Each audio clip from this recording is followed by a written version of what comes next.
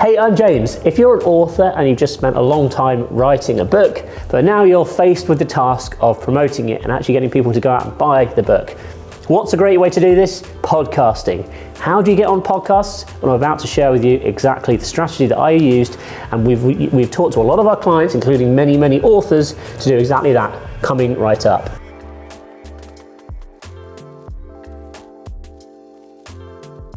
So my name's James Mulvaney. If you're new to this channel, I help entrepreneurs and authors and people just like you get results using podcasting by creating their own podcast, but also by appearing as guests on other people's podcasts. And that's exactly what I wanted to talk to you today about. Give you some pointers of how you can start appearing on podcasts as a guest. If you find this kinds of content useful, then remember to hit that subscribe button and also turn on the notification bell so you're always notified when I push out new videos, just like this one.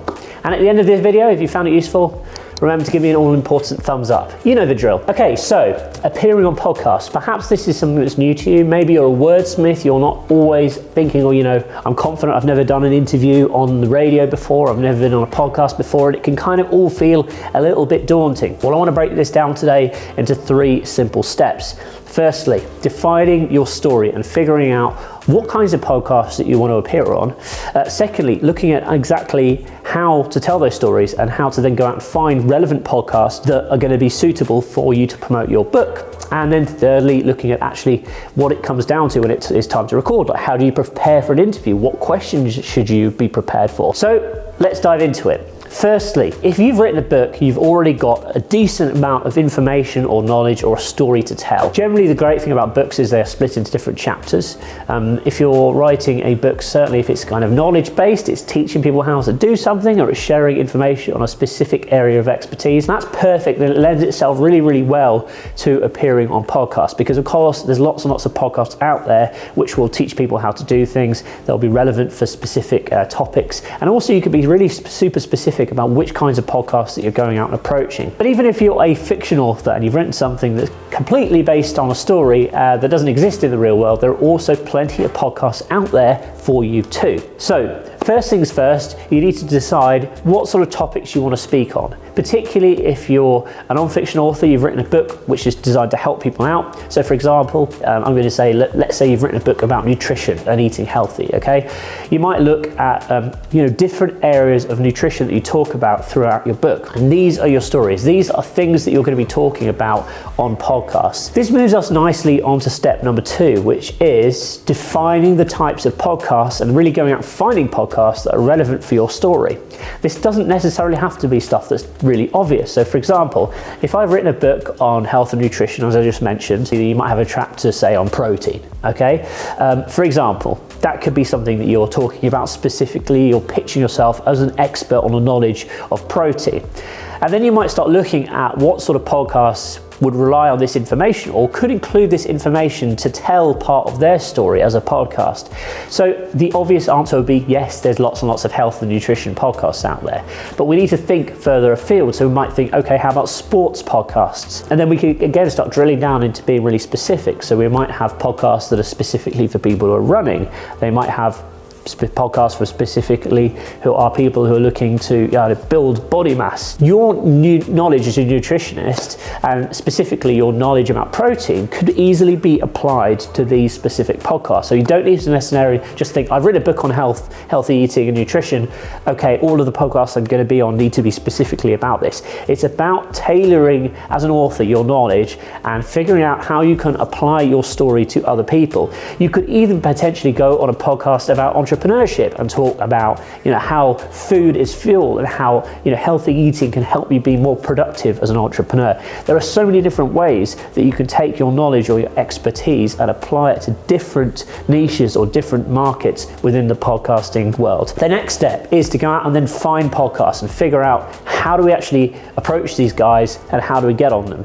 Now there's a platform that I'd like to share with you which is called Matchmaker.fm, which makes it super simple to go out and find podcasts that are actively looking for guests and looking for experts to interview just like you. It's really then a case of searching for podcasts that you think might be relevant, reaching out to them with a compelling pitch and maybe giving them some examples, not just saying I want to be on your podcast, but here's why I think I could be on your podcast, here's how I think I can help your audience and how I can deliver value to them as an author, and ultimately perhaps be direct and say, look, I'm trying to promote my book. I think it's going to be really useful to your audience, but also remember on each appearance, you need to be delivering as much value as possible. That is so important.